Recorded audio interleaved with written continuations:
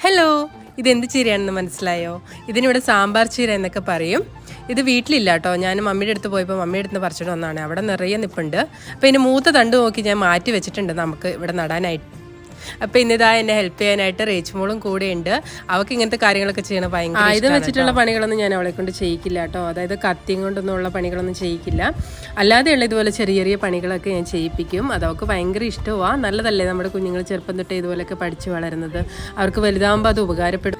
അപ്പോൾ ഇതാ ചീരയൊക്കെ നന്നായിട്ട് വാഷ് ചെയ്തെടുത്തിട്ടുണ്ട്. ഇത് നന്നായിട്ട് കുനുകുനാന്ന് അരിഞ്ഞെടുത്തിട്ട് അതിനകത്ത് സവാളയും മുളകും തേങ്ങയും എല്ലാം ഇട്ടിട്ട് നമ്മൾ സാധാരണ തോരൻ വെക്കും പോലെ ചട്ടിക്കകത്ത് കടുക് പൊട്ടിച്ച് നമ്മൾ അതിനകത്തേക്ക് ഇട്ട് ഇളക്കി കൊടുക്കണം. ഇതിന് ചെറിയൊരു ഞോളപ്പ് കാണും കേട്ടോ.